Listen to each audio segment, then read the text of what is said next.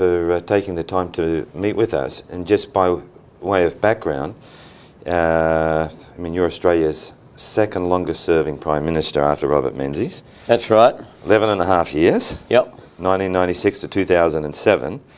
But there's also a long track record before 1996. From 1974, you've been in the House of Representatives and been a treasurer in the Australian government. So that's more than 30 years experience in government. So today, Paul, Porteous and myself want to capture some of those lessons, particularly as it pertains to the challenges of leadership, public problem solving, and generating improvements in society. And because given your experience, I'm sure that there's a lot of lessons based on your successes and based on some of the challenges and the frustrations you may have experienced along the way. So we would like to have a very frank, open conversation to the degree that we can and to the degree that you feel comfortable about talking about your thinking on these problems and issues. So let me begin with the big question on leadership. It's perhaps more theoretical or philosophical, but in practice it would more mean something to you. How do you conceive of leadership? Because it's a term that we all throw around. And so in government or in politics in particular in this country, they're saying, well, this person will be the better leader, this person will exercise leadership. But what does it really mean, since it covers? Yeah, I've often thought about that, and the best answer I can give, the one that has been validated by or borne out by my own experience, is that a good leader is somebody who knows when to lead and also when to follow. Right. Now, I know that sounds a bit of a contradiction, but there are some times in your life when the most sensible thing to do is carefully listen to the public, and unless what you're hearing is completely outrageous, do it.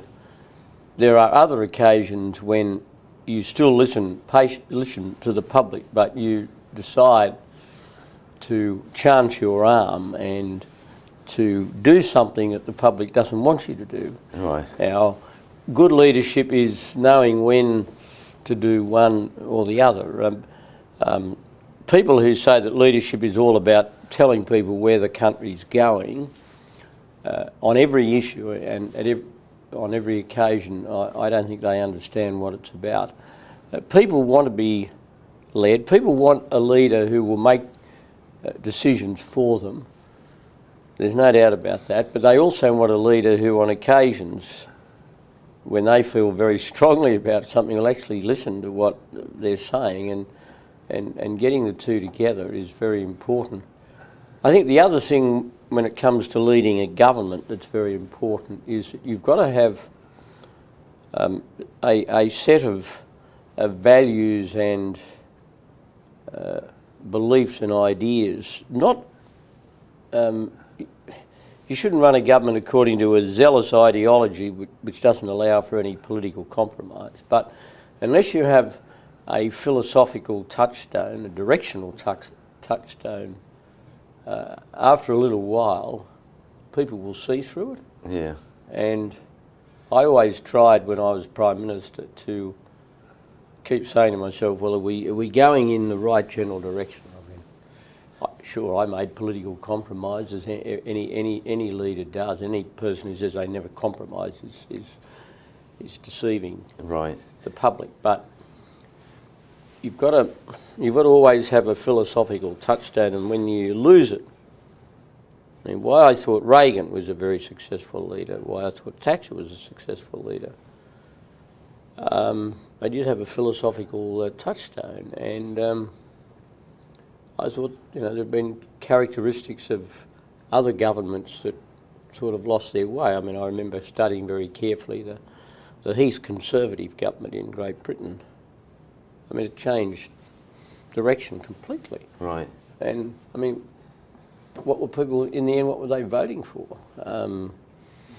They weren't voting for a Conservative government, they were voting for a group of people who were Conservatives who wanted to remain in office. But if you have to so completely change your philosophical leopard spots, then in order to stay in office, then you really probably shouldn't. And in any event, you won't, because the public will see through that. So you're talking about standing for something and being, as a philosophical touchstone, a set of principles that the people know I stand for this. Yeah, you have to. I mean,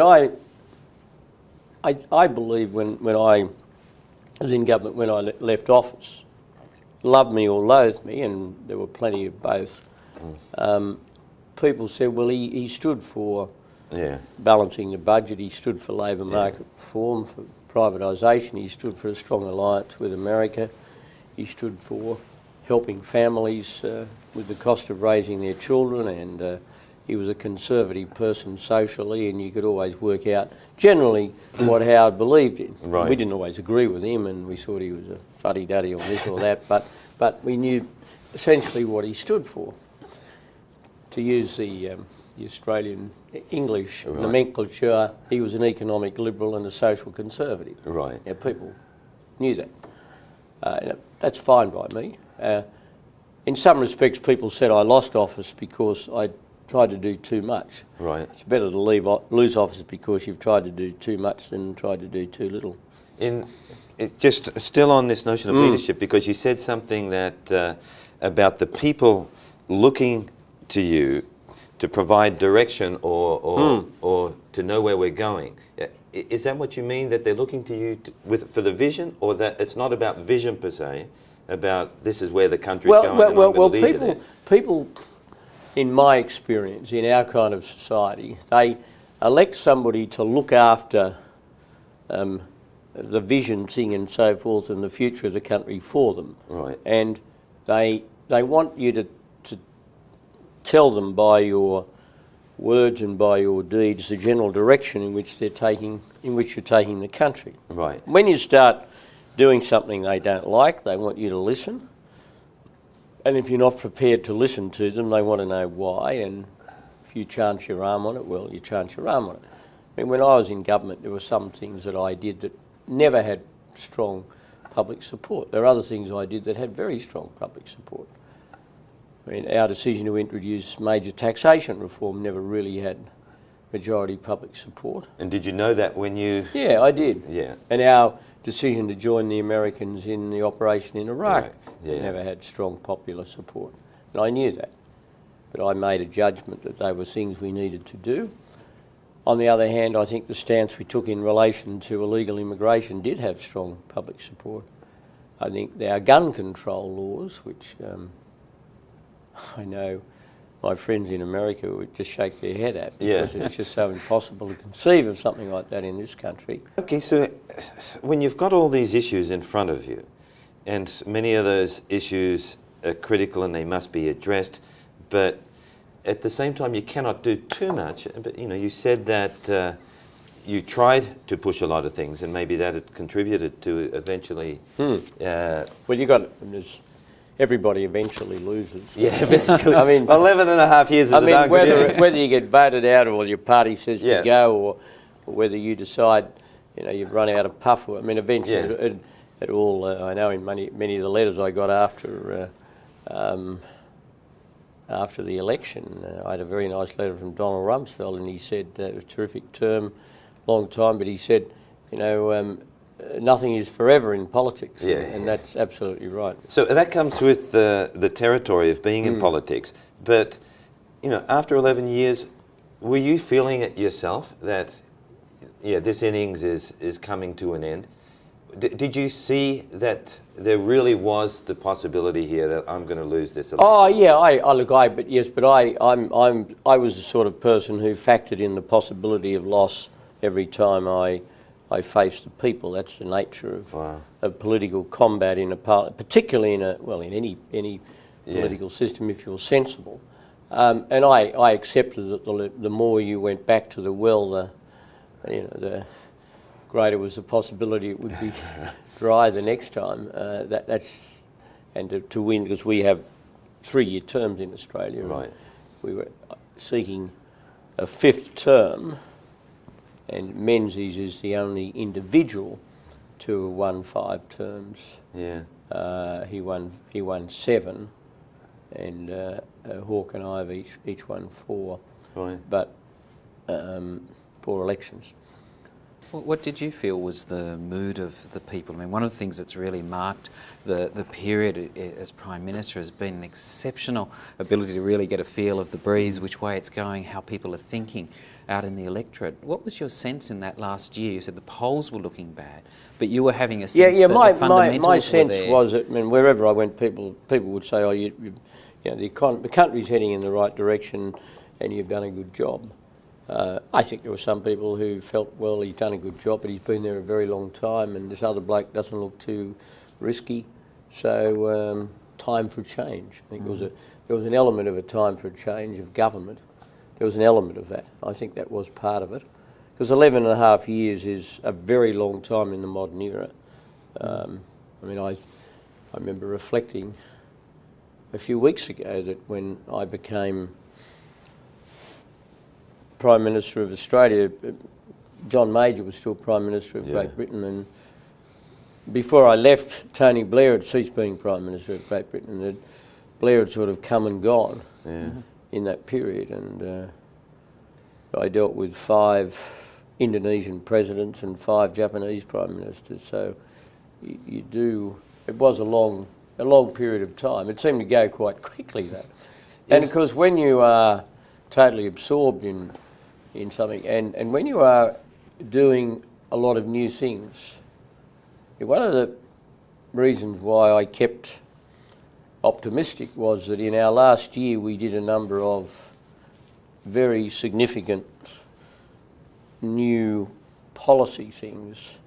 A lot of governments, when they get to the tail end of their time, they're on the defensive all the time, but in the last year we had a very major initiative on water conservation, which you as Australians will know, the Murray-Darling, which is such a big issue in Australia, especially during a drought.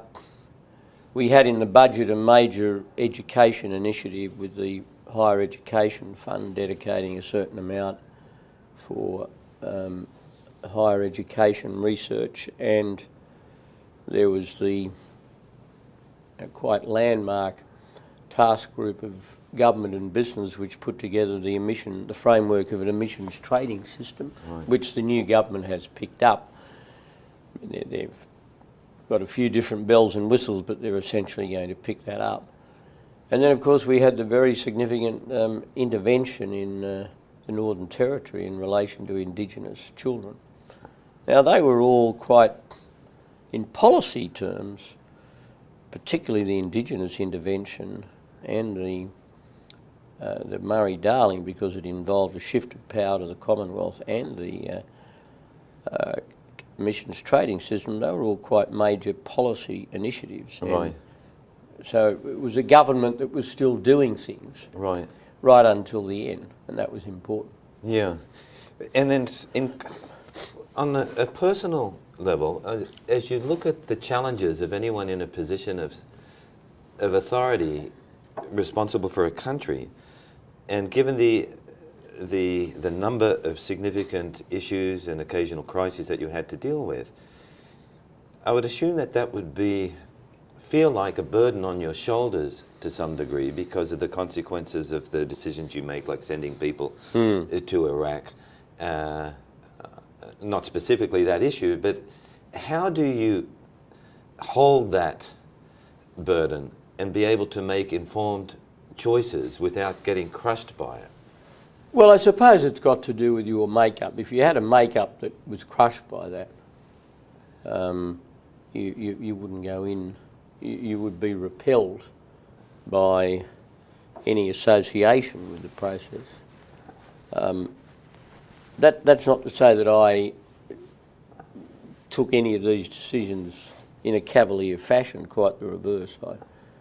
I did worry about anything that involved exposing our troops to danger, and that did weigh quite heavily. And my time in office covered a lot of these national challenges and tragedies, and our military forces are now at a higher tempo of activity than at any time since the Vietnam War, which was more than 30 years getting close to 40 years ago now. So there was a lot happening on that front. But I guess your makeup is, you either can do things like that. I worried, and I had the odd sleepless night on individual issues, but by and large, having had a long time in public life and having gone through some difficult decisions, albeit as a minister and not as a Prime Minister, I felt well equipped for it. Right. How did you feel about the your cabinet and your support? I mean, you spoke before about having a philosophy people could see that you were attendant to. Was that as much a part of a party philosophy or more an individual? Well, it's both. It's both. Yeah. My party's, the Liberal Party of Australia, which you will understand once again as Australians, means a bit different from what that word means in North America. But it's the Conservative Party. The Liberal Party of Australia is the trustee of both the classical Liberal and Conservative traditions in Australian politics, and I probably was more conservative on a lot of social issues than some of my colleagues, but the majority of them were pretty much the same. And there wasn't a lot of philosophical disputation within the party. There were some people who were unhappy about some of our stances on illegal immigration. Some of them, they weren't, but not many. There were obviously some people who would have had some reservations about Iraq, but they went along with the decision, and there was no public dissent in the way that Tony Blair faced his party. Of course, being a centre-left party, had a far different view on that than my party did. We ran a fairly orthodox cabinet system. I always took great care to ensure that major decisions of the government were discussed in and endorsed by cabinet. Every so often a Prime Minister has to make a decision without consultation, and also to make it clear, although there is consultation, that he wants a particular outcome and that people go along with. In my philosophy in running the cabinet was, if I had a strong view about an issue, I made that plain to my colleagues in the cabinet, and they generally ended up reaching that conclusion, but always after discussion. If I didn't have a strong view about something, I would just allow the discussion to flow, and I would work out from that discussion what the consensus or what the majority view was, and that would be it. That's the way I operated. And it worked quite well. We had a good cabinet system. People felt involved. There were very few occasions when ministers complained that they hadn't been consulted, but I mean in 11 and a half years it was pretty good. Right. Well then, what about the challenges? I guess you've got the challenges of mobilising your own cabinet, mobilising your party, but what about mobilising the nation to support certain policies? Well, the key to that, well, obviously the key to it is the policy's got to be soundly based. Right. But when I was presenting to the public a policy that was obviously going to incite a lot of opposition and was controversial, was new, was different, and was going to involve some short-term dislocation, I applied first of all a basic, a benchmark test for any significant reform. And that was that I would be willing to sell it to the public and be optimistic that the public would support it if it passed two critical tests. The first of those was that it was something that was in the national interest, that you could honestly say Australia will be better and stronger and improved, or our welfare system will be better, or our tax system will be better if we implement this policy. In other words, it had to pass the national interest test. And the other test it had to have is that it had to really pass what I call the fairness test. Right. In other words, it had to be something that was fundamentally fair. Right. I can think of some policies that might be in the national interest, but they weren't necessarily fair. I mean, I was a great admirer of Margaret Thatcher's.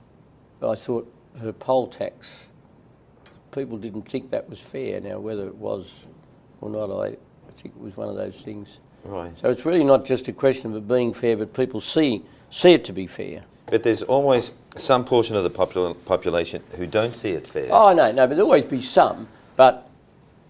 But how do you get to them as well? Well, look, how you... I mean, what I did, probably more than any other Australian Prime Minister, is that I used, as a method of communication, I used radio. Right.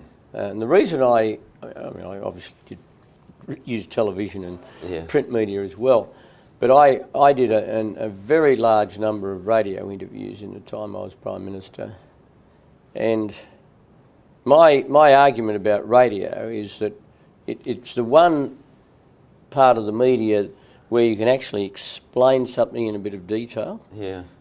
Trying to give an explanation of something on television, unless you've got a very accommodating interviewer on a program that only 0.01% of the population is watching. I mean, the Sunday morning programs here, the fanatics will watch them, and the fanatics watch them in Australia, but the general public doesn't. Yeah.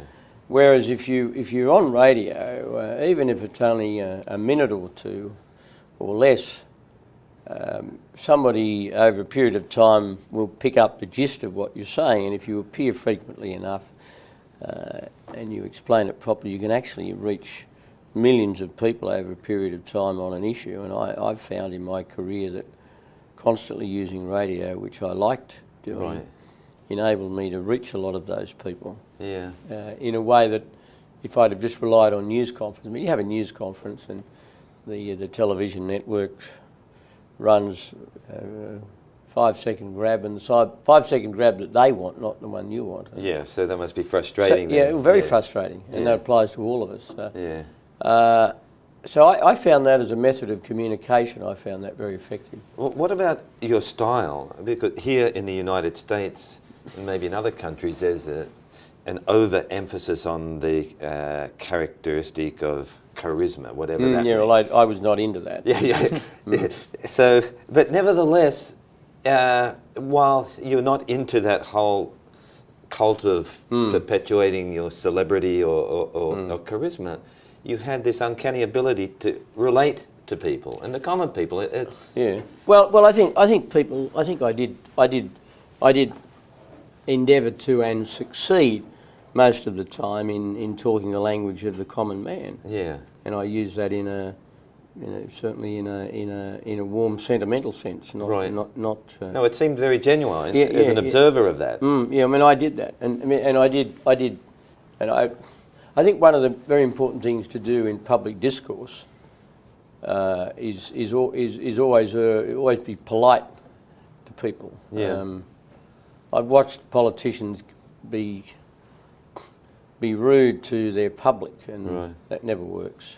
Yeah. Even in an informal, blokey society like Australia's, that kind of thing doesn't work. People expect to be listened to, and they expect to be treated courteously. And if you were on the side of courtesy, but you have a capacity to actually listen to people, I don't think I ever acquired tickets on myself, as I've seen some people in public life. Where you saw there was a big issue, and you said there were two stages that you there were two really tests to apply. National interest. Is this good for the public, and is it also fair, and will people see it as fair? And see, my theory is that the Australian public will accept a major reform if it passes both of those tests. And I think of tax reform. That was quite difficult, quite unpopular, but we ended up winning an election with the whole thing out on the table. And we lost a bit of bark in the process, but we still won. And in a sense, I had a big majority after '96 when we got into office. And part of my thought process was, well, having got into office and at long last we're back in power after 13 years in opposition, we're not going to waste the opportunity. We've got to do something. And one of the things I wanted to do was reform the tax system, because I'd believed for a long time it needed reform. And we put it off. we said before '96 that we weren't going to introduce a broad-based indirect tax. So it meant that when we decided we should introduce one, we had to really go to the people to get a mandate to do it. And you know, I knew that it was going to be unpopular, and our opponents were dead against it, and they ran a fear campaign, and they said it was going to put the cost of everything up, and it was going to hurt the poor, and so forth. Well, we had to make a case, and we had to argue the national interest. I think we succeeded. Most people in relation to tax reform said, oh look, I think it'd be a good idea to have a broad-based indirect tax, but will it hurt the poor? That was really because there's the sort of the superficial view about a broad-based consumption tax is that it is regressive and puts up the cost of basic things for poorer people. Now, we countered that by having personal income tax cuts and adjustments in pensions and all sorts of other things to make sure that there was a sufficient shock absorber in the policy to deal with any impact on less well-off people. Now, we succeeded with that. We won in the election, and we eventually, with some compromises, not being able to impose it on food, which had been part of the election policy because we couldn't get that through the Senate. But apart from that and a few other things that we didn't really like but we had to live with, we got 85% of what we wanted, and that was pretty good. Now, of course, people look back on that and say, well, what was all the fuss about? Yeah. It's a new system, it's worked well, and it's seen as a big reform. And you get that. How did that test apply? I'm thinking of ones where, you know, with ones where it becomes much more emotive within the community. Obviously, things like detention of mandatory detention. Mandatory detention. Well, people. There was an overwhelming. How did you deal with that? Because I mean, clearly people are saying that was more. I don't put that quite in the same category as a long-term reform. Because what we were dealing with was a sort of a force majeure. We were dealing with an unexpected challenge. Yeah. And it was and there was quite strong support for the government saying, well, look, if you want to come to this country, where you have to come in a certain way, and we're not going to have we're not going to have people arriving without sort of a due process, and the public supported that. I don't really put that in the same category. I didn't see that as a reform. Right. I saw that as more as a crisis you're dealing with. More a national security issue, a challenge to the authority of the government and the right of Australia, in the language I used at the time, to not only decide who came to Australia, but the circumstances in which they came. I mean, I coined that phrase, you know, we will decide who comes to Australia and the circumstances in which they come. Right. And that was a phrase that people did rally to very strongly. And one of the interesting byproducts of that is that whole episode is that we now have a higher level of immigration than we've had for a long time, and there's quite wide public support for it. Right. Because people feel that, well, there's certainly not resistance. There's always a section of the population that gets nervous about immigration for a combination of reasons. They think they might lose their jobs.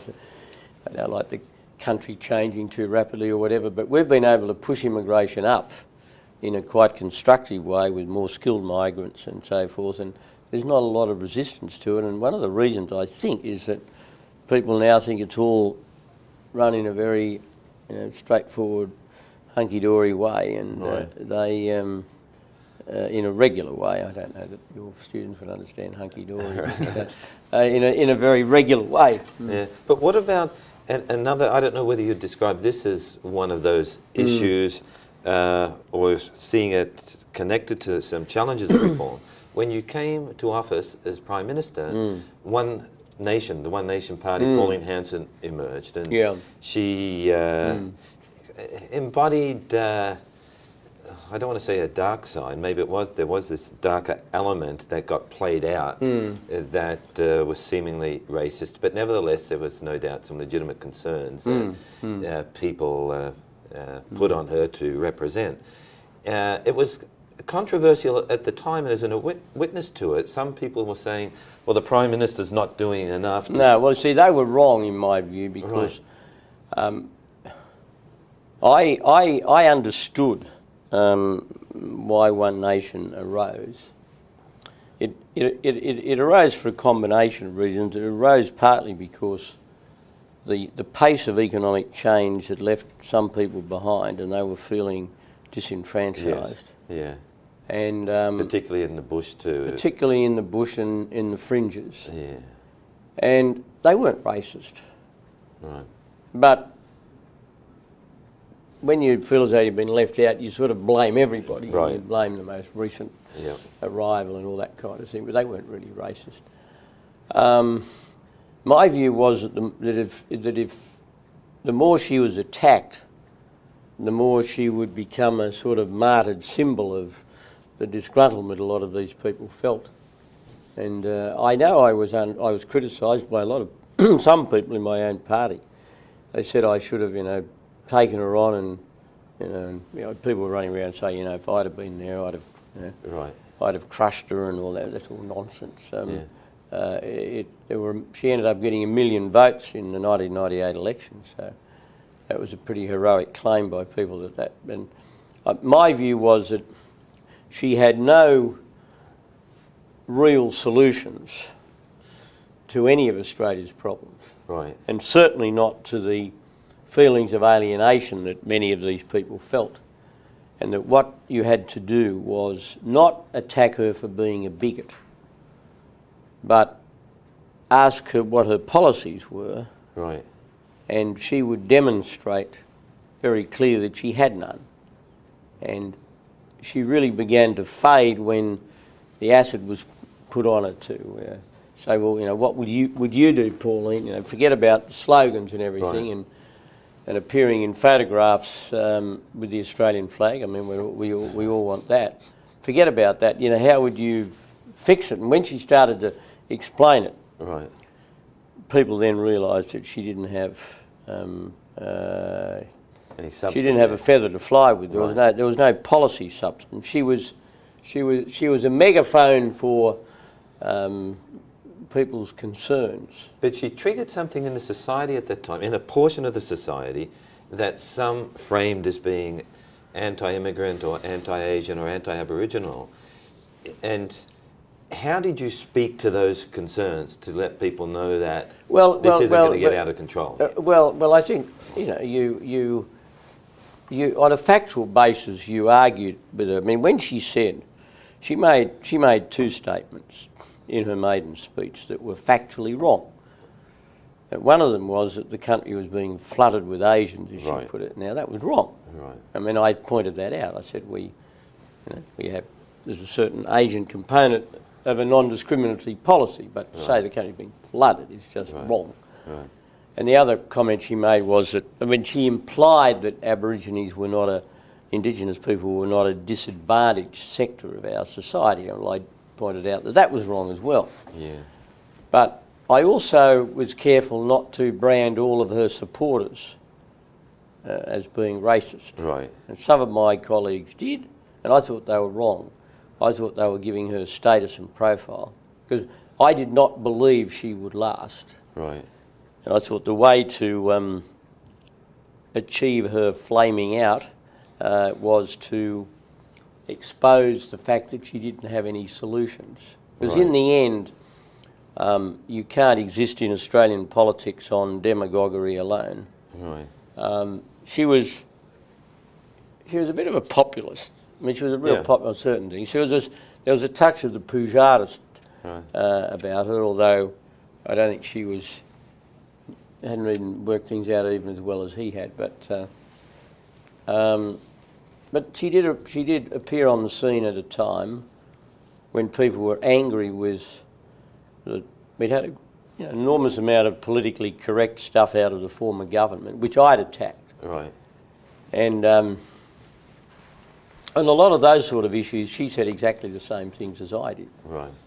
But and she went overboard when once she started talking about flooding the country with Asians. I mean, that was obviously very offensive to Australians of an Asian background and to our neighbours. And also to our neighbours, and that was part. And one of the other reasons why I didn't sort of agree with her being attacked all the time was that every time she got attacked, she would retaliate, and the retaliation would get publicity in the region.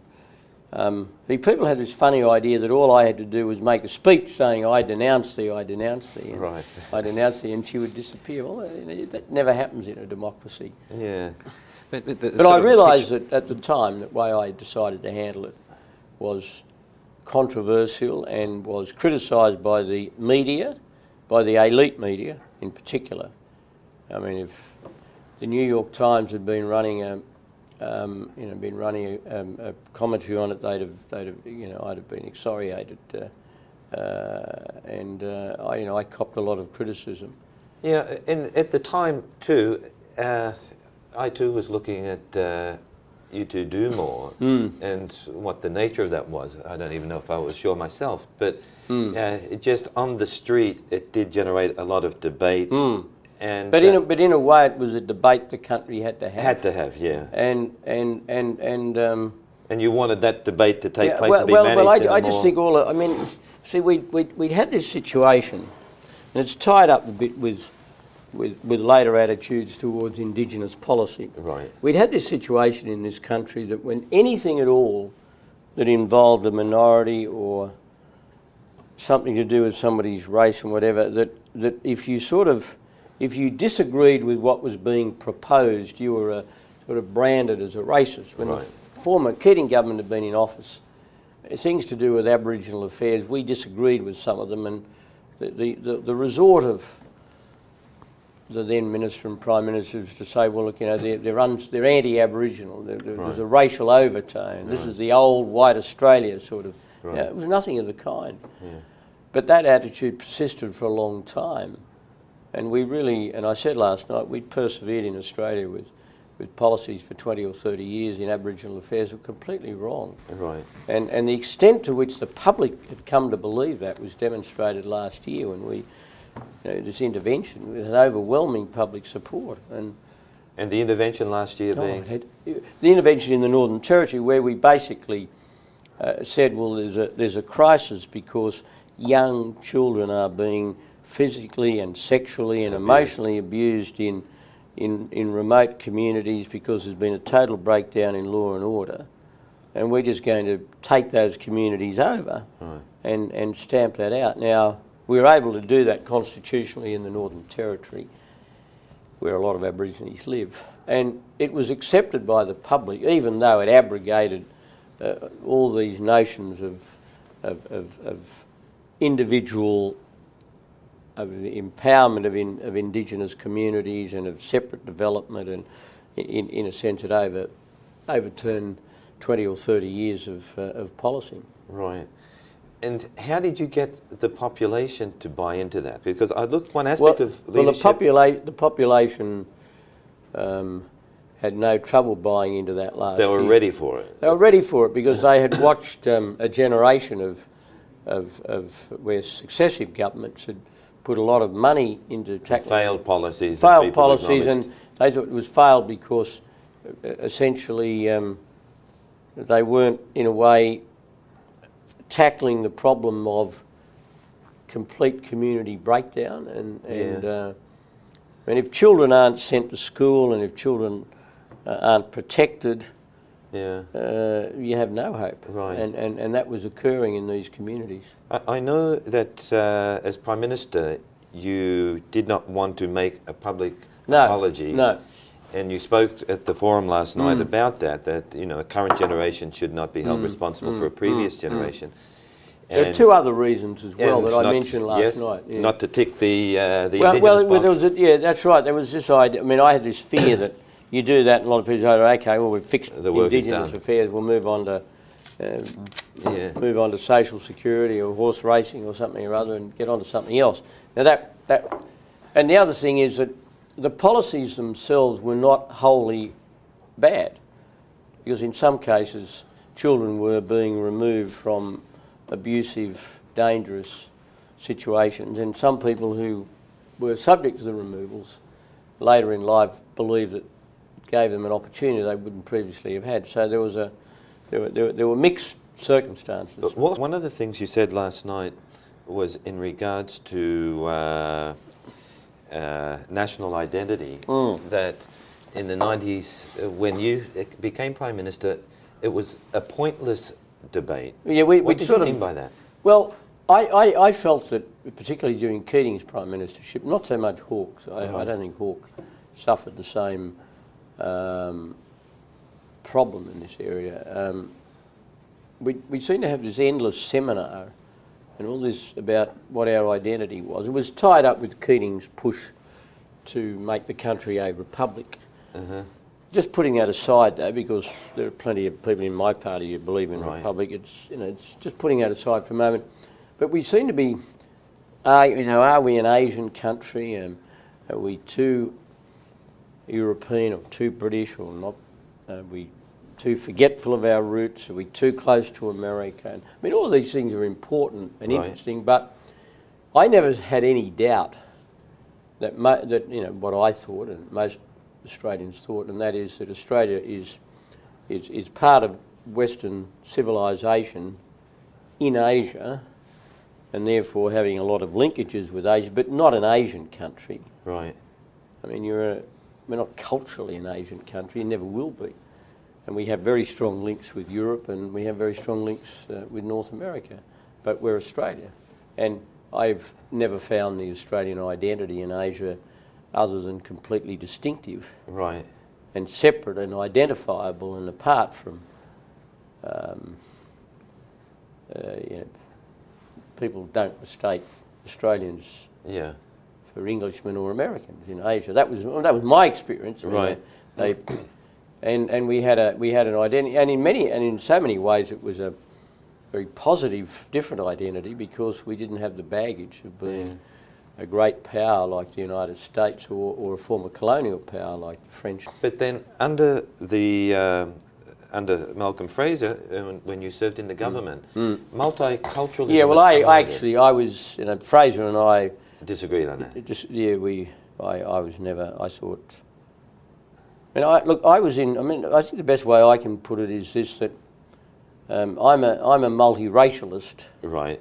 Yeah, but we can all live together. Well, I believe that. I think people come from all parts of the world. You have Australia that's open. When I became leader of the opposition at the beginning of 1995, I laid down 3 or 4 things that I wanted to be my guiding lights, and I said I said that I wanted an Australia that drew people from the 4 corners of the earth, but united in a common commitment to certain values and beliefs which took precedence over everything else. Yeah.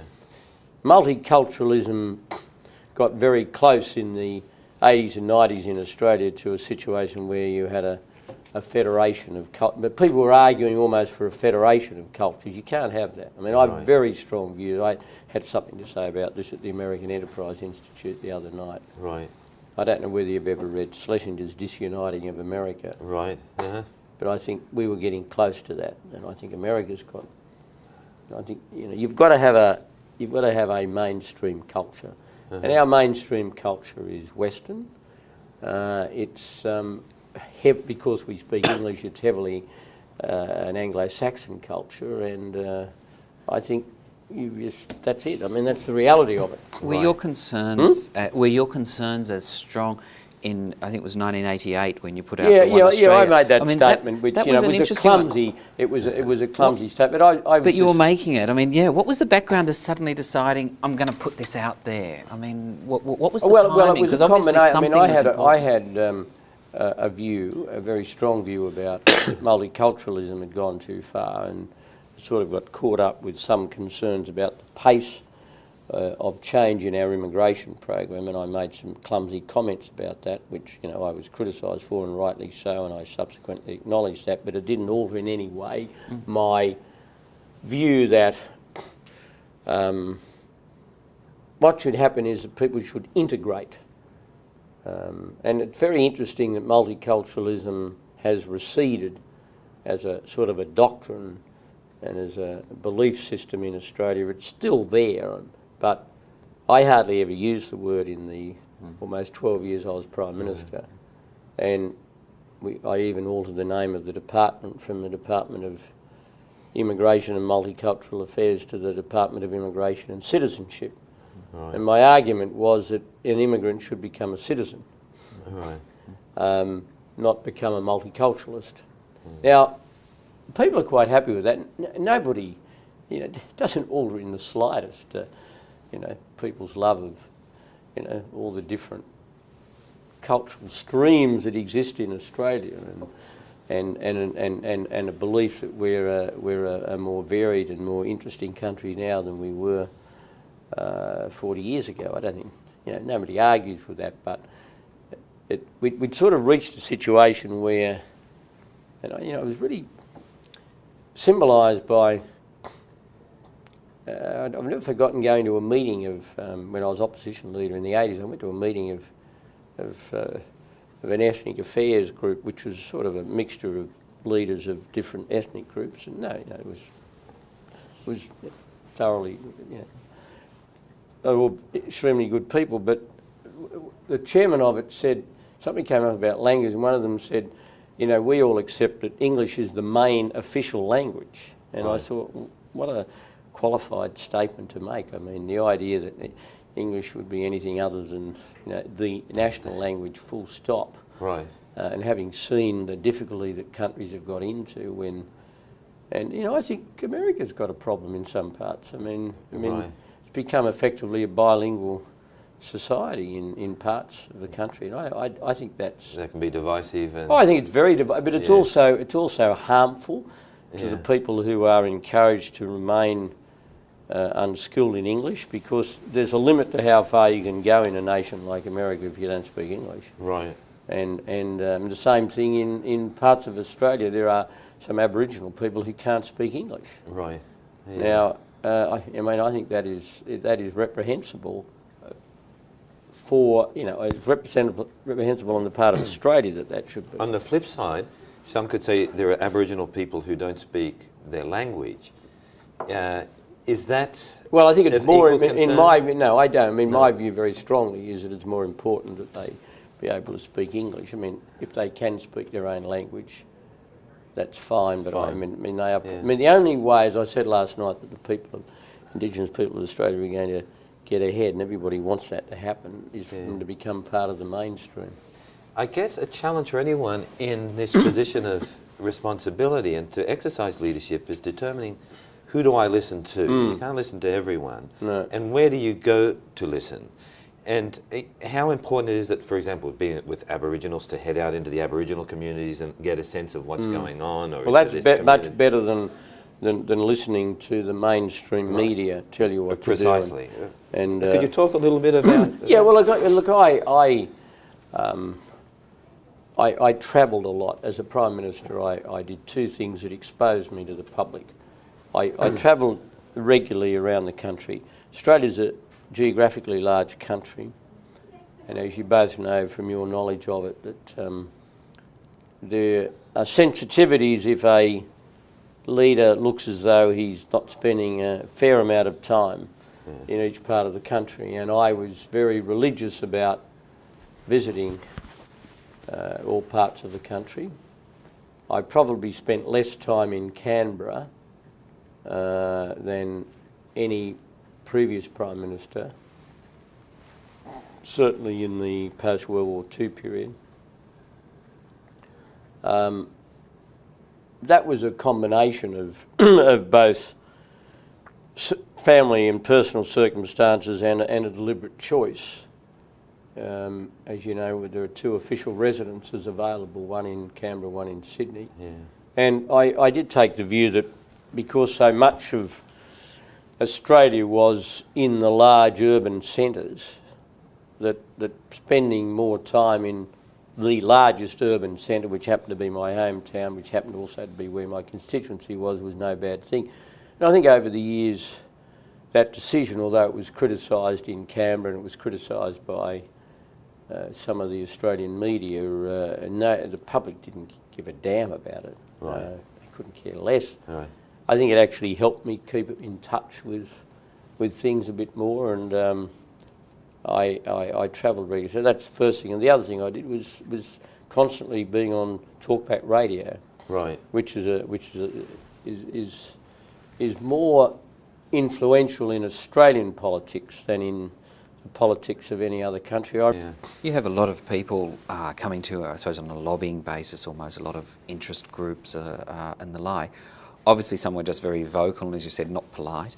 Others presumably were able to engage. From the position you were in as Prime Minister, who were the people who were most effective in getting your attention? And you think, yeah, okay, you know, you've got a different point of view, but gee, maybe, you know, we can work with you on that. I'm thinking in particular of areas, you know, I know with some of the refugee policies, there was, you know, an extraordinary spectrum of groups who were, you know, just so abusive on one hand, and others who were really thinking politically strident had no impact on me at all.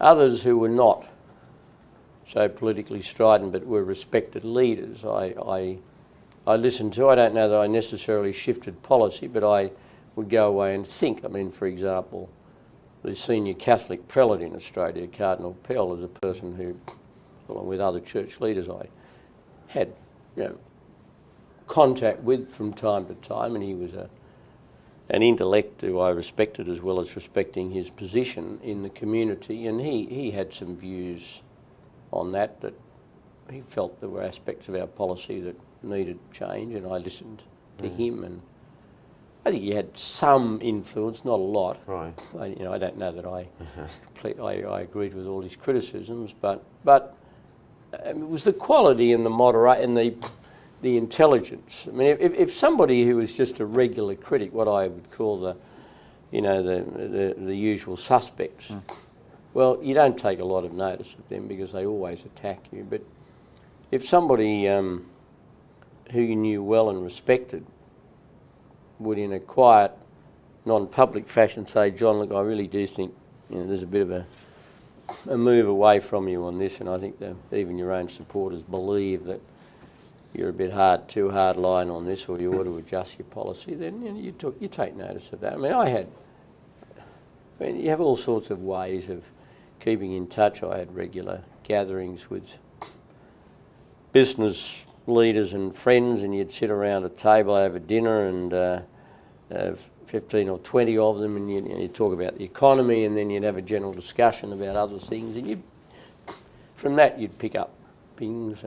But what about making mistakes? And I ask this, you know, and not... plenty of them, I'm sure.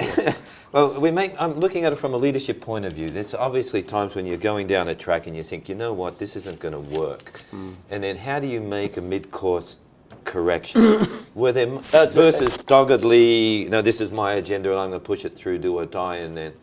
Well, I think when you realise you've got to change, it's better to go out and say, look, I'm changing the policy. And I know I said I wasn't going to change the policy, but I was wrong, and I'm changing it. Was there a moment? Can you give an example? Oh, yeah, I can think of... we were in a lot of political trouble at the beginning of 2001.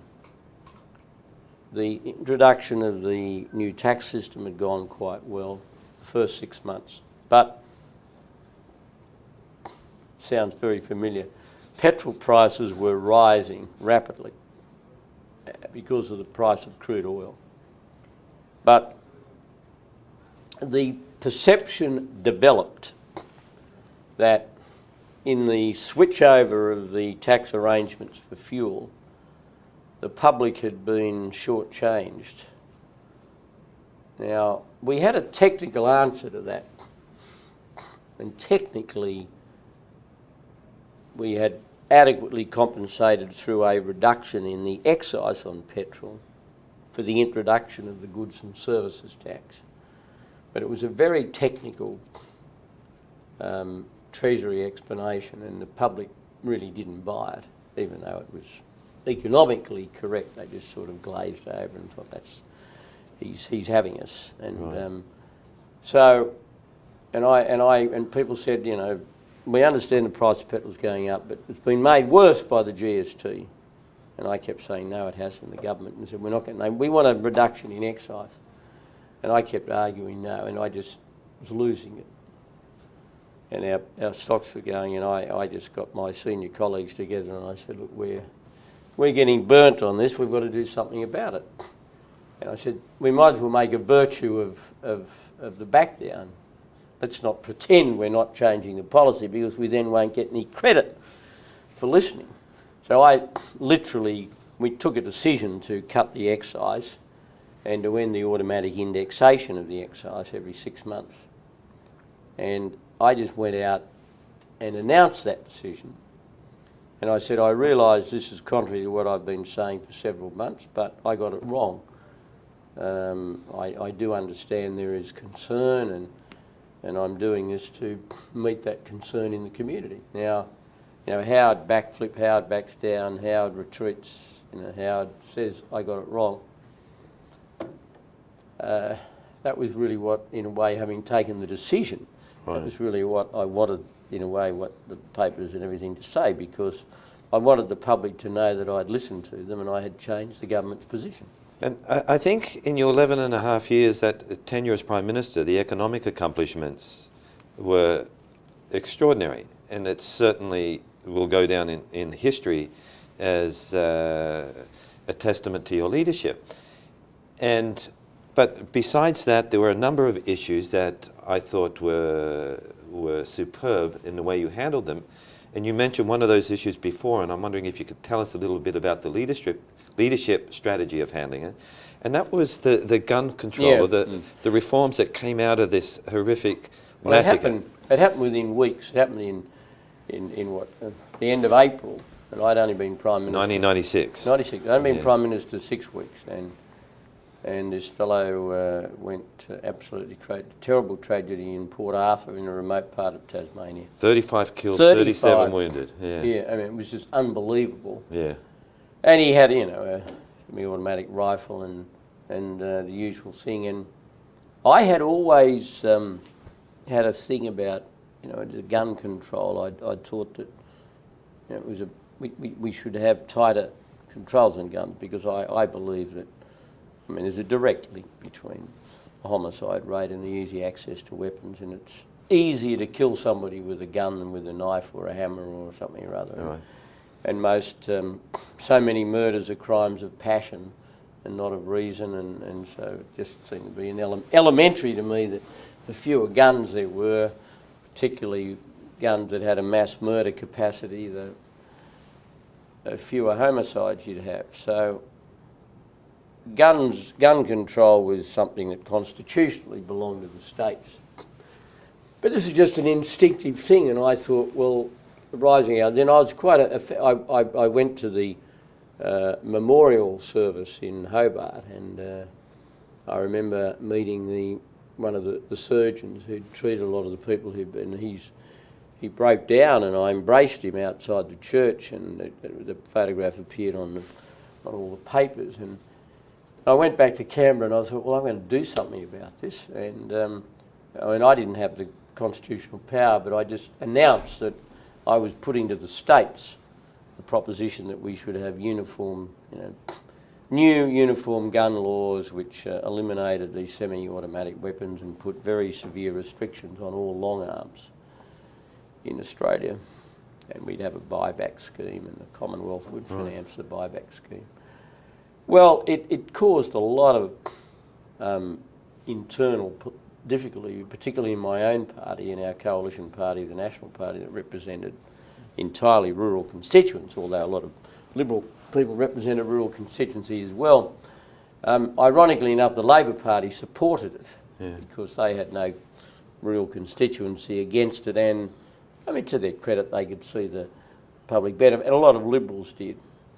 And it was a very interesting issue. I actually had people in the cities, especially women, come up to me and say, I've never voted for you in my life and I never will, but what you're doing about guns is right. Yeah. And but there was a lot of resistance, and there was a special police ministers meeting convened in Canberra, and I sort of joined the meeting and I said, look, we have got to do this. Yeah. And at one stage, we even threatened to have a referendum. Right. to give the Commonwealth power to deal exclusively with weapons, and a lot of the more recalcitrant state governments, which were Liberal National Party governments, realised that if that were to happen, you might end up with an even title law. So finally, we got agreement, and it was. How did you manage the National Party constituents, the rural population who were feeling like a fundamental right? To his credit, the leadership of the National Party inside the federal government supported us. Right. Tim Fisher was the Deputy Prime Minister then, and they were very good. I mean, there was a lot of argument in our party room as the weeks wore on about nibbling away here and there, and people wanted, if they sort of disable the weapon so that it can't fire semi-automatically, can they keep it? And I said no, because they'll be able to, repair the disablement, and we're either going to do this or not. And I really dug my heels in on it. And what really comforted me a lot is I went to a rugby test in Sydney in May between Australia and South Africa, and a lot of country people follow rugby union in Australia, and a group of them came up to me and said, look, don't take any notice of what some of these people are saying. We agree with you. It's a bit of an inconvenience, but it's in the public good. Right. And but it was, I was really very proud of that, because I felt that I had done something that would create, in a very practical way, a safer country. Yeah. And the statistics have borne it out, but there have been fewer gun-related deaths in Australia per 1,000 of the population since the ban came in than there was previously. I mean, it really has made a difference. Yeah, and it was wonderful how you handled that, I thought, witnessing it at the time, and also looking, okay, this horrific event. Well, you've seized the moment. I mean, it was a terrible tragedy. I mean, 35 people in a country like Australia. I mean, I remember getting a message from John Major. He said he couldn't believe that, having got a mess, getting condolences from all around the world about the Dunblane massacre, he would then be sending me a message about an even greater massacre in Australia. Yeah. I mean, it really shocked the country to the core. Oh, absolutely, absolutely. Just one lunatic gets hold of this lethal weapon and just terrible. Okay. Just a couple of other never happened here. I mean, happens here weekly. So it's part of the culture. Yeah, it's so ingrained into the culture that just even presidential candidates have to talk about how many times they've been hunting. Yeah, it's something. I just can't. The mentality of that, I just can't. I just can't. Those of us who live here and watch it can't fathom it, but it's such a sacred issue here. It's amazing. I mean, it's just so self-evident that the more guns there are, the more murders you're going to have. Yeah. It's so easy. I mean, just awful. So I suppose, thinking of that, that was a real crisis issue, and as you said, it's sort of as though the issue itself ripened and people were ready to hear it. Other issues which came up were more longer-term ones, which were harder to deal with. I'm thinking the issue around the Republic debate, for example, was one that was, it had been long drawn out. Many people had strong positions on either side of it. Yeah, you had a very strong personal position, as it seemed. Yes, I'm a conservative. I support the constitutional monarchy. I take a Burkean view of institutions, that you don't. If you have an institution that's working, you don't get rid of it. And that is a Burkean view, and it's part of my conservative makeup. I felt that the debate had come up when we were in opposition, and Keating was the champion of it. And he'd made it quite divisive, in my opinion, because part of the mistake he made was to, well, not just imply, almost say it, but certainly imply that if you weren't a Republican, you weren't a patriotic Australian. That the idea that you could have fiercely nationalistic Australians who were supporters of the monarchy as well as supporters of the Republic. I mean, he couldn't really accept that, and I think that's one of the reasons why the referendum was defeated. But it came up while he was Prime Minister, and we'd said, there were divided views in the Liberal Party, and we'd come up with a very intelligent suggestion, I believe, of handling it from Alexander Downer in the time he was opposition leader. He said, well, if we're elected, we'll have a constitutional convention to discuss the issue. And then, depending on if a consensus comes out of that, then we'll put a referendum proposal to the public. I thought that was a very clever way of diffusing it. It gave the impression that we were prepared to debate it and that we weren't just against it, but didn't commit us to it. So that was the commitment. When I became leader, I embraced that same policy. So when we won the election, we went ahead and had the convention. We had the convention, we had the election at the end of 98, and we had the convention in 99. And out of that, there seemed to be a consensus for the, you might loosely call the Australian Republican Movement's model, which was a president appointed by Parliament, and the campaign went on, and I allowed a free vote inside the Liberal Party. About 60% of the Liberal Party supported the status quo, and about 40% the change, and the National Party more supported the status quo, but we allowed a free vote. And of course, as you know, it was defeated, but the zealous Republicans were angry with me because I personally opposed it, and they felt that sunk. Well, what do they expect me to do? I mean, I'd always opposed it. I mean, the essence of these things, you have a free vote. I mean, I'm entitled to a view, and I'm entitled to articulate it. And my own view is that this issue will not return to serious discussion in Australia while ever the current monarch lives. Yeah, this is a transition to the international, but it's more your personal lessons here or insights about leadership, and I'm thinking of advice for be it students or anybody going into these positions of responsibility. But you have, for 11.5 years as Prime Minister, had your own experience, but you've interacted with a lot of world leaders. And I'm sure that privately you'd go home and maybe say, well, you know, this fella is missing opportunities, could be doing things differently, this is disappointing, whatever it might be. What are the sort of things that you see missing that people need to really be attentive to, responsible for, if you're going to take on these kind of responsibilities? A failure to face reality. I mean, for reasons you'll understand, I won't start naming names, but you might like me to. But, I mean, I've had some meetings with leaders of other countries where there's just been a total unwillingness to acknowledge the problem, right, or even accept that a challenge exists, and you have that reaction. But it was a sort of a waste of time having the meeting. Then others you meet who are really so courageous in a difficult situation. I remember, a man, Kuan, who was briefly Prime Minister of Thailand in just after the Asian crisis. Yeah. And Thailand had been knocked around very badly, and this bloke was struggling. He was a quietly spoken man, and he's explaining to me all the things he was doing to try and respond to the crisis, all of which would be incredibly unpopular with his own constituency. But I thought how courageous he was. He was facing the reality. Right.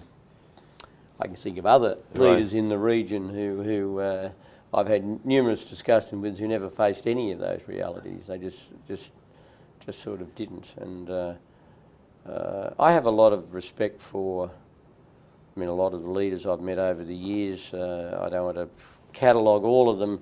A man I'd have a lot of respect for, and I think he's very important in the whole debate about terrorism, is President Yudhoyono of Indonesia, right, who's a very man who's got very strong democratic instincts, and he understands the challenge of Islamic fundamentalism, but he also recognises that he's the leader of the largest Muslim country in the world. Right. And he's got to balance a lot of conflicting forces, and I think he deserves a lot of credit for the leadership he's given to his own country. Do you see the role of a Prime Minister like of Australia to be challenging, provoking, stirring these other leaders to face reality? Well, I think you have to. I think you have to understand what you can achieve and what is the right way of achieving things. Yeah. I mean, I find with all of these things that people don't like public lectures. I mean, because public lectures from foreign leaders never go down well in the country of the person to whom they're directed. Right. Yeah. And you just don't do that. I mean, if a foreign leader said, "Well, I think John Howard should do this, this, and this," most of the Australian public would say, "Well, blow that." I mean, and you just. But I think you do have a role, but it's a role that's got to be used privately, and it's a role that if you develop a personal rapport with people, and one of the advantages of having been in office for a long time is that you do build up a personal association with a lot of leaders, and you can from time to time ring somebody and say, "Well, look, you know, have you thought of this?" Or I sympathise with the difficulty you're going through at the moment, and I had that problem a few years ago, and this is what I did. I mean, I've done that on a number of occasions. And a couple of occasions I can think of where I believe somebody who I regard as a friend has done an ill-advised thing, and I've rung him and said, "Look, I really don't think you should do that, and I'm saying this as a friend. I mean, I don't expect you to respond, but I think that's a mistake." Well, what about one, and you don't have to talk to the specifics, but I think it was a huge challenge, say, with East Timor when it was on fire, and trying to get the Indonesians and the military to be responsible. We were. I mean, I spent a lot of time talking to Habibie, who was then the president, and right at the end he stopped talking to me, point of view of sort of saving national face, but by then the die was cast. Right. Now, the Americans, to be fair, the Clinton administration put a lot of diplomatic pressure on Indonesia, and I think they're entitled to recognition of that. But I spent a lot of time talking to Habibie, and I mean, I initially had a meeting with him in Bali earlier on in '99, and we had 1.5 hours together without any interpreters or any aids. Right. It was one of the most, I guess, fascinating conversations I'd had with a leader. And it was conducted entirely in English, and he was the President of Indonesia, I was the Prime Minister of Australia, and we were talking about what was going to be done with East Timor, and he didn't have any aides with him, and I had none with me.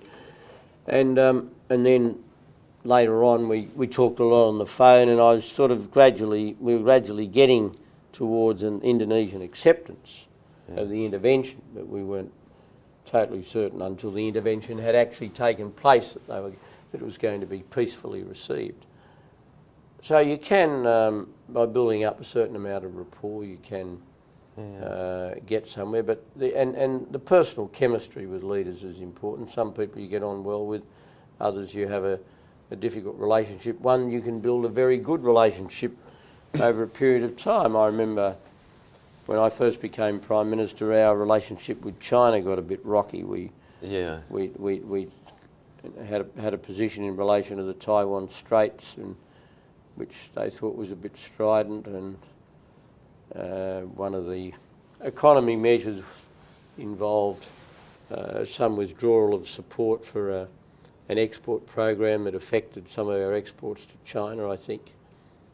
And by the time a few months had gone by, the relationship was sort of scratchy, and I'd never met Jiang Zemin, and so I had a bilateral meeting with him at the ASEAN, at the APEC gathering in Manila in '96, October '96, and it was a very productive meeting. And I said, "Well, look, let's sort of forget about this, and can we, let me tell you, start with our alliance with the Americans, which is very close, but it's not directed against China. It's an expression of the history of our cooperation over a lot of years."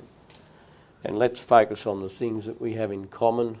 Let's not give each other lectures, and we won't lecture you about human rights. We'll try and have a dialogue with you and see if we can improve in an incremental way human rights rather than joining in the megaphone diplomacy of the United Nations.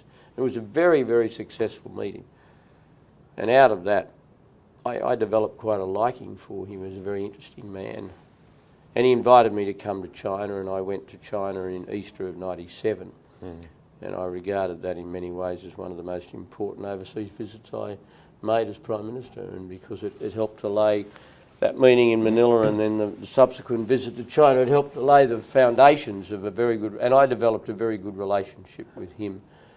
And also with Zhurongji, the Premier of China, who was a real class act and was really the architect of a lot of the economic modernisation recently of China. In your personal relationships, as with the example with China and also Indonesia with Habibie, you said... Well, even more so with Yudiano.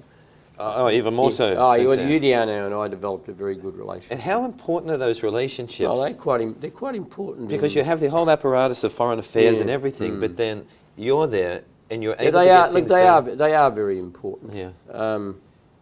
And they can have... they're very important in different countries. And the small things matter. If somebody's had a significant political victory, it's very important to ignite if they're going through a difficult time, it's important to recognise that. Yeah. I mean, I remember after I'd got to know Yudiano when he was the coordinating minister in Megawati's government, and I developed a very positive view of him, and I was delighted when he won the presidential election, and it had and I just after our election I rang him to congratulate him, and I said I was going to go to his inauguration, and he was obviously hadn't sort of contemplated that people might do that, and as a result a number of other leaders in the region went, and it was a very important gesture. Yeah. Because he was the biggest Muslim country in the world, and we just had, for the first time, had a popularly elected president. It was a huge event. Yeah, sure. Yeah. But coming back with Habibie, I want to know what you said in that meeting, but I want to get a sense of, because you made the point there was no interpreters, no aides or anyone, so it's all unfiltered. In that moment, are you able to say things in a way that cannot be said in any other form? Yeah. You can. You can. You can. And that's one of the advantages of one-on-one meetings, and they're very important. Yeah. Likewise with George Bush as well. Oh yes, I mean I developed very. I mean George Bush and I have become very good friends. And I like him. I think he's a highly intelligent man. His interaction with small groups, he's very impressive. He's in command of what his brief is, and the complexity of the issues. A lot of people don't like his decisions, but that happens. Sure. But he's a very reliable person, and he's got a very good recall of things, of facts and circumstances. Sure. On the East Timor thing and the world leaders, clearly you built a very close rapport with George Bush, and earlier on, with the administration first came in, they obviously their foreign policy view hadn't been around in the Australian region at all, so you're actually able to raise that profile. Yeah, look, I had quite a good relationship with Clinton. There was a bit of a suggestion in some of the Australian press that we didn't get on. That's not right. I had a good relationship with Clinton. He in fact came to Australia just after I became Prime Minister, and he addressed a joint sitting of Parliament, and I got on well. He was a highly intelligent man, and there weren't all that many differences between us on. I mean, we had a celebrated argument about lamb, and outrageous American protectionism on that, but Bush and I we're a bit closer philosophically, somewhat closer, but I think we made a contribution to American foreign policy understanding of our region, of Indonesia, of our region generally, and there was a disposition, always has been, of the Americans under him to listen to what we had to say about our neck of the woods. But But we also established a very good personal relationship, as I did, albeit of a different kind, with Tony Blair. And the fact that the three of us were sort of in the crucible, almost alone at various stages on Iraq, threw the three of us together in a way that was distinctive.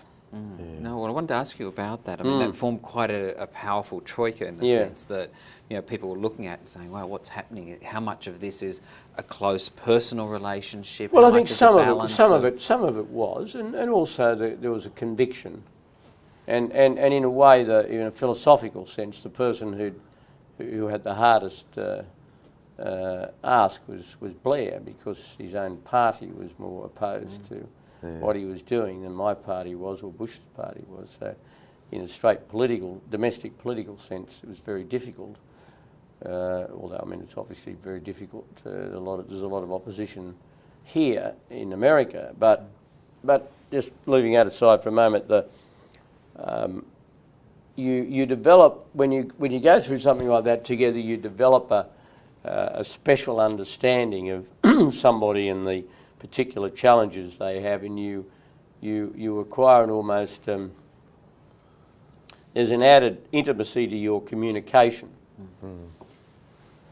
Because you have to talk about things that you know nobody else is talking about in quite the same way. And did you find that was difficult in translating that back into, say, your domestic constituency then? I mean, you're having certain discussions in a particular way, you're privy to things, then you're going back to... The situation with, I mean, the majority of Australians didn't want us, majority of the Australian public did not want us to join the coalition of the willing, isn't it? And when we did, for a period of time, support for the involvement rose, but as time has gone by, it's fallen back. I mean, I didn't sort of try and explain our involvement in the context of my relationship with Blair or Bush. I just, you know, sought to argue the reasons of principle that we were involved, but it was difficult and it remains difficult. But any regrets about? No, I don't have any regrets. Not at all. No, not at all. So you feel it was the right thing to do? Yeah, I do. I believe the intelligence, and the intelligence was very strong. I mean, really, it wasn't. I mean, this idea that we took the country to war based on a lie was false. I mean, that implies that we massaged the intelligence. Well, you know, I can tell you, if you talk to any of the intelligence agencies, they will tell you they weren't massaged. Just in wrapping up here, just on, once again, it's a personal note, to reflect on what it's like being in that position of responsibility for a country and managing yourself and managing the role. Because on one hand, it's a role you assume as the Prime Minister, and you represent something. And yet you too are an ordinary human being, and many people kind of start believing the press, or they take every attack personally, or they become somewhat vain and narcissistic and all, with all this power and responsibility. But there's something that's very ordinary about you in that capacity, where you're not above, you know, the rest of us. No, well, look, how do you do that? Well, I tried. I think with some success, to keep an equilibrium, not to get too carried away with the power of the office, and that's easy to do, but equally not to sort of develop too thin a skin. I mean, you get angry about a lot of things. I was aided by my family. I mean, I have a highly intelligent wife who's not afraid to sort of express views privately, and she's been very supportive, and I have 3 adult children who have been very supportive and involved in an appropriate way, not excessively, but they've sort of followed my career and they're supportive of it, and all of that helps. I guess I was lucky that I've achieved a reasonable balance in those things, and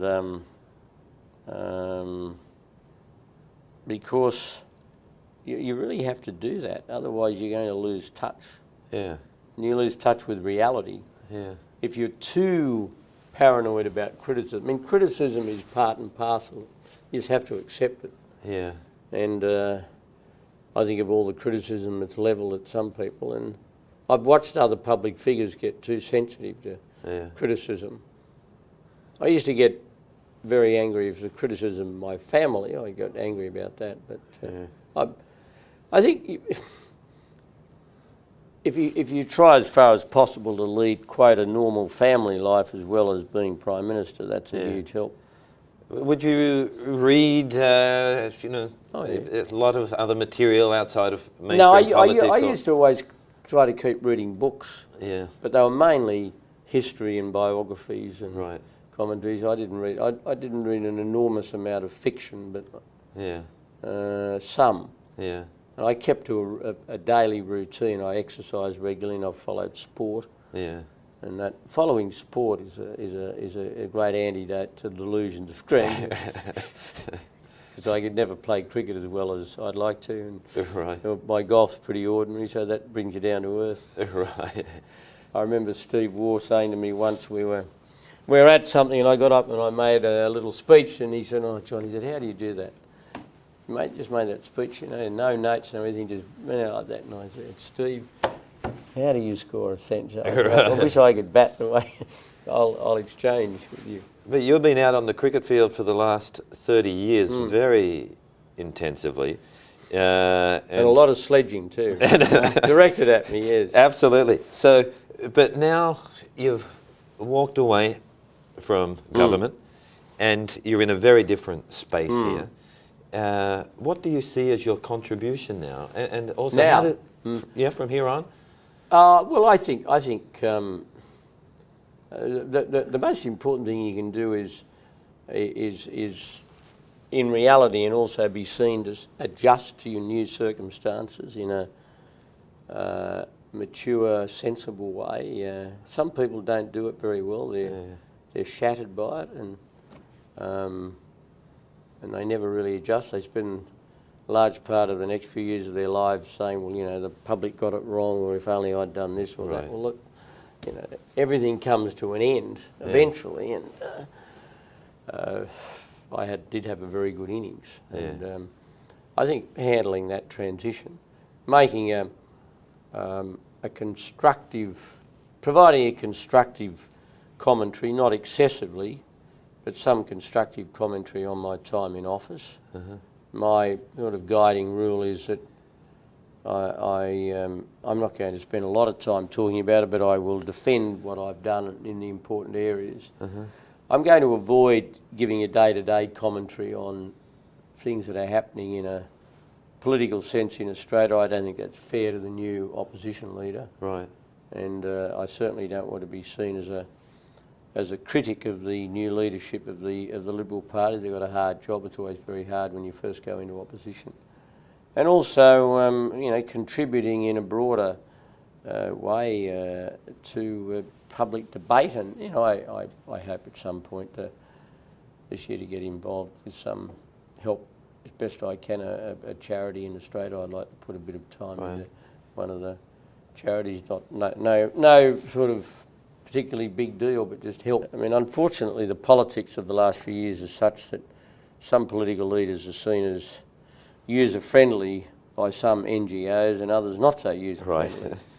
And I mean, I got a lot of respect for many of the NGOs. It's just that I don't have as much faith in some of the multilateral institutions as other people do, because I've seen them repeatedly fail. Yeah. I mean, it's just, I mean, I just find what's happening in Darfur is just appalling. I mean, talking about it in the context of these multilateral institutions, how they're handling of the UN and so forth, and the Organisation of African States. I mean, people criticise Bush and me and Blair and so forth for what they call unilateralism, but heavens above, if we'd left the resolution of the disintegration of the former Yugoslavia exclusively to the United Nations, you'd have never got anywhere. And I mean, I remember when we were doing the negotiation on the Security Council mandate for East Timor, I remember Richard Holbrooke sending me a message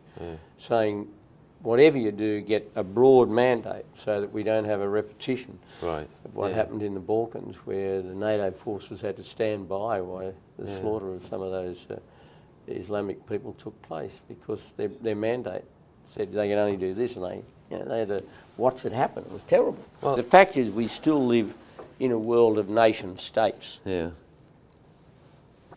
And at the simplest level, when the tsunami occurred, the first physical assistance on the ground in Indonesia was from the military forces of Australia and the United States. Yeah. Now that's no criticism of the UN. Right. No, it's just the reality, and that was a vivid reminder to me. I mean, we had army relief and medical relief teams there within hours, as did the Americans. Yeah. And you know, later on the UN came, but it's just the nature of the organisation.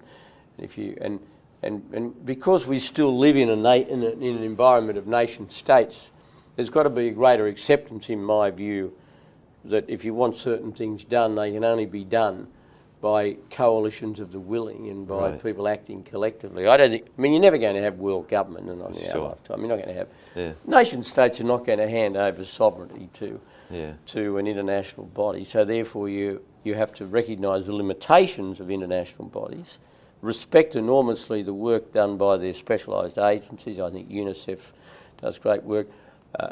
I've developed an enormous respect for the International Organisation of Migration, the IOM, seeing its work in relation to refugee processing, and the UNHRC does a very good job. I admired their work. I remember years ago visiting a camp they ran on the Cambodian-Thai border. I mean, it was a very, very impressive operation. I followed their work very carefully over the years. I think a lot of those specialised agencies do great work, but the heavy lifting in relation to the security challenges is still going to be done by nation states, and I think what we have to do is accept that and not use the fact that the United Nations doesn't give it a blessing as an excuse for doing nothing. Right. Now that may sound a self-serving argument in the context of what happened on Iraq, but I think it's valid. Right.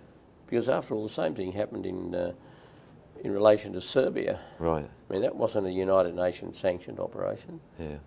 Yeah. But nobody argues it wasn't correct. Well, I don't think many people do now. Yeah. Well, in closing, as you think about your own leadership and your legacy, or do you think about legacy? Is that... Oh, well, I bet everybody likes to have a nice legacy. I think,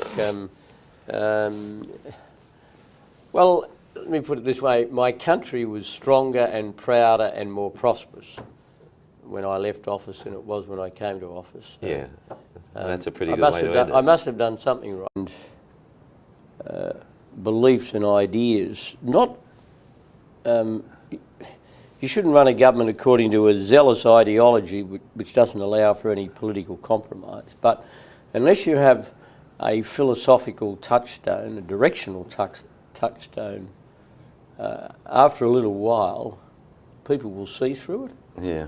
And I always tried when I was Prime Minister to keep saying to myself, well, are we going in the right general direction? I mean, sure, I made political compromises. Any leader does. Any person who says they never compromise is deceiving the public. But you've got to always have a philosophical touchstone, and when you lose it, I mean, why I thought Reagan was a very successful leader, why I thought Thatcher was a successful leader, I did have a philosophical touchstone, and I thought, there have been characteristics of other governments that sort of lost their way. I mean, I remember studying very carefully the Heath Conservative government in Great Britain.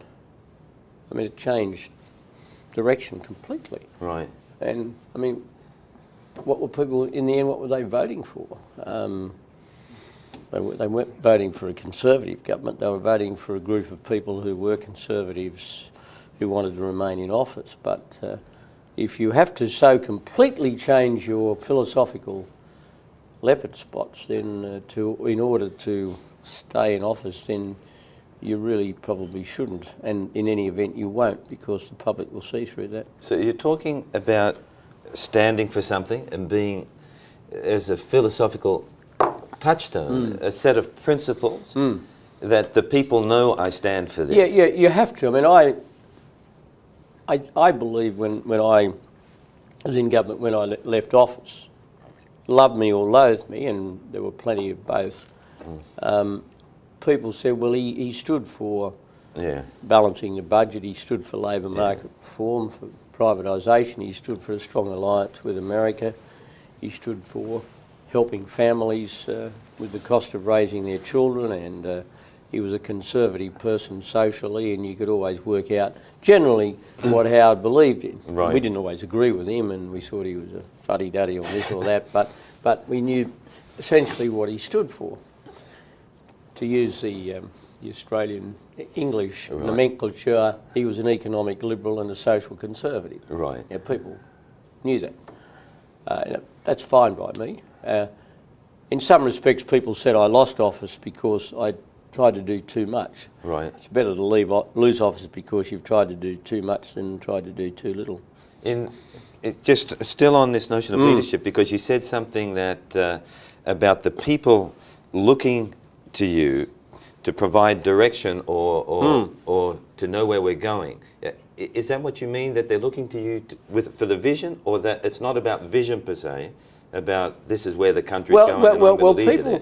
People, in my experience, in our kind of society, they elect somebody to look after the vision thing and so forth and the future of the country for them. Right. And they want you to tell them by your words and by your deeds the general direction in which you're taking the country. Right. When you start doing something they don't like, they want you to listen. And if you're not prepared to listen to them, they want to know why. And if you chance your arm on it, well, you chance your arm on it. I mean, when I was in government, there were some things that I did that never had strong public support. There are other things I did that had very strong public support. I mean, our decision to introduce major taxation reform never really had majority public support. And did you know that when you... Yeah, I did. Yeah. And our decision to join the Americans in the operation in Iraq never had strong popular support. And I knew that. But I made a judgment that they were things we needed to do. On the other hand, I think the stance we took in relation to illegal immigration did have strong public support. I think our gun control laws, which I know my friends in America would just shake their head at, because it's just so impossible to conceive of something like that in this country. Okay, so when you've got all these issues in front of you, and many of those issues are critical and they must be addressed, but at the same time you cannot do too much. But you said that you tried to push a lot of things, and maybe that had contributed to eventually... Well, you got... Everybody eventually loses. Yeah, eventually. I mean, 11 and a half years is whether you get voted out or your party says to go, or whether you decide, you've run out of puff. I mean, eventually it all. I know in many of the letters I got after the election, I had a very nice letter from Donald Rumsfeld, and he said it was a terrific term, long time, but he said, nothing is forever in politics, and that's absolutely right. So that comes with the territory of being in politics. But, after 11 years, were you feeling it yourself that, this innings is coming to an end? Did you see that there really was the possibility here that I'm going to lose this election? Oh yeah, I was the sort of person who factored in the possibility of loss every time I face the people. That's the nature of political combat in a parliament, particularly in any political system, if you're sensible. And I accepted that the more you went back to the well, the greater was the possibility it would be dry the next time. To win, because we have 3-year terms in Australia. Right. We were seeking a 5th term. And Menzies is the only individual to have won 5 terms. Yeah. He won 7, and Hawke and I have each won 4. Right. But 4 elections. What did you feel was the mood of the people? I mean, one of the things that's really marked the period as Prime Minister has been an exceptional ability to really get a feel of the breeze, which way it's going, how people are thinking out in the electorate. What was your sense in that last year? You said the polls were looking bad, but you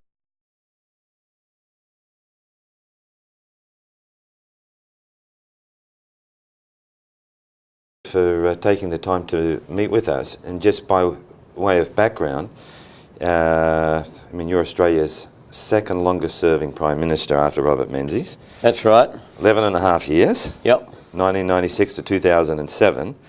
But there's also a long track record before 1996. From 1974, you've been in the House of Representatives and been a Treasurer in the Australian government. So that's more than 30 years experience in government. So today, Paul Porteous and myself want to capture some of those lessons, particularly as it pertains to the challenges of leadership, public problem solving, and generating improvements in society. And because given your experience, I'm sure that there's a lot of lessons based on your successes and based on some of the challenges and the frustrations you may have experienced along the way. So we would like to have a very frank, open conversation to the degree that we can and to the degree that you feel comfortable about talking about your thinking on these problems and issues. So let me begin with the big question on leadership. It's perhaps more theoretical or philosophical, but in practice it would more mean something to you. How do you conceive of leadership? Because it's a term that we all throw around. And so in government or in politics in particular in this country, they're saying, well, this person will be the better leader, this person will exercise leadership. But what does it really mean, since it covers? Yeah, I've often thought about that, and the best answer I can give, the one that has been validated by or borne out by my own experience, is that a good leader is somebody who knows when to lead and also when to follow. Right. Now, I know that sounds a bit of a contradiction, but there are some times in your life when the most sensible thing to do is carefully listen to the public, and unless what you're hearing is completely outrageous, do it. There are other occasions when you still listen to the public, but you decide to chance your arm and to do something that the public doesn't want you to do. Right. Now, good leadership is knowing when to do one or the other. People who say that leadership is all about telling people where the country's going on every issue and on every occasion, I don't think they understand what it's about. People want to be led. People want a leader who will make decisions for them. There's no doubt about that. But they also want a leader who, on occasions, when they feel very strongly about something, will actually listen to what they're saying, and getting the two together is very important. I think the other thing when it comes to leading a government that's very important is that you've got to have a set of values and... You were having a sense that the fundamentals my sense were there. was that, I mean, wherever I went, people would say, oh, you know, the country's heading in the right direction and you've done a good job. I think there were some people who felt, well, he's done a good job, but he's been there a very long time and this other bloke doesn't look too risky. So time for change. I think there was an element of a time for a change of government. There was an element of that. I think that was part of it. Because 11.5 years is a very long time in the modern era. I mean, I remember reflecting a few weeks ago that when I became Prime Minister of Australia, John Major was still Prime Minister of Great Britain, and before I left, Tony Blair had ceased being Prime Minister of Great Britain, and Blair had sort of come and gone in that period, and I dealt with 5 Indonesian presidents and 5 Japanese Prime Ministers, so you do, it was a long period of time. It seemed to go quite quickly though. And of course when you are totally absorbed in in something. And when you are doing a lot of new things, one of the reasons why I kept optimistic was that in our last year we did a number of very significant new policy things. A lot of governments, when they get to the tail end of their time, they're on the defensive all the time. But in the last year, we had a very major initiative on water conservation, which you as Australians will know, the Murray-Darling, which is such a big issue in Australia, especially during a drought.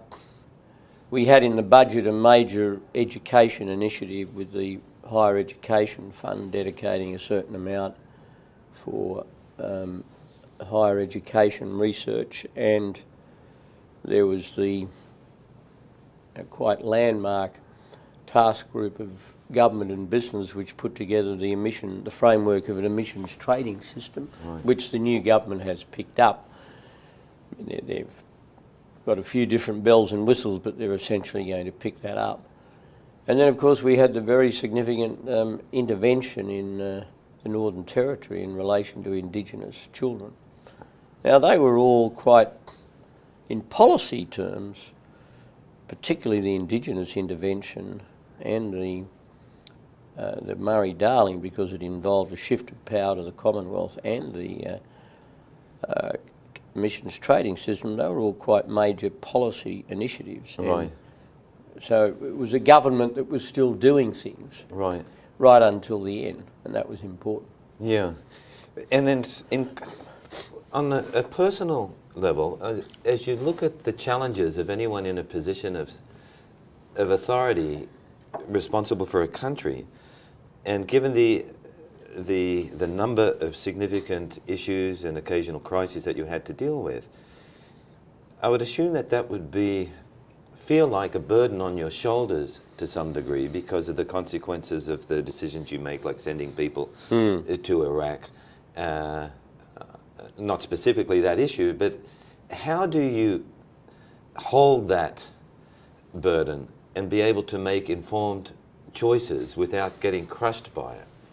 Well, I suppose it's got to do with your makeup. If you had a makeup that was crushed by that,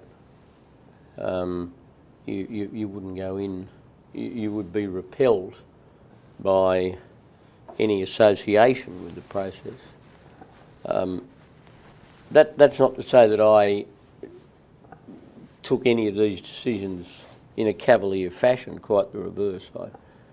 I did worry about anything that involved exposing our troops to danger, and that did weigh quite heavily. And my time in office covered a lot of these national challenges and tragedies, and our military forces are now at a higher tempo of activity than at any time since the Vietnam War, which was more than 30 years, getting close to 40 years ago now. So there was a lot happening on that front, but I guess your makeup is, you either can do things like that. I worried, and I had the odd sleepless night on individual issues, but by and large, having had a long time in public life and having gone through some difficult decisions, albeit as a minister and not as a Prime Minister, I felt well equipped for it. Right. How did you feel about your cabinet and your support? I mean, you spoke before about having a philosophy people could see that you were attendant to. Was that as much a part of a party philosophy or more an individual? Well, it's both. It's both. Yeah. My party's, the Liberal Party of Australia, which you will understand once again as Australians, means a bit different from what that word means in North America. But it's the Conservative Party. The Liberal Party of Australia is the trustee of both the classical Liberal and Conservative traditions in Australian politics, and I probably was more conservative on a lot of social issues than some of my colleagues, but the majority of them were pretty much the same. And there wasn't a lot of philosophical disputation within the party. There were some people who were unhappy about some of our stances on illegal immigration. Some of them they weren't, but not many. there are obviously some people who would have had some reservations about Iraq, but they went along with the decision, and there was no public dissent in the way that Tony Blair faced his party. Of course, being a centre-left party, had a far different view on that than my party did. We ran a fairly orthodox cabinet system. I always took great care to ensure that major decisions of the government were discussed in and endorsed by cabinet. Every so often a Prime Minister has to make a decision without consultation, and also to make it clear, although there is consultation, that he wants a particular outcome, and that people go along with it. I mean, my philosophy in running the cabinet was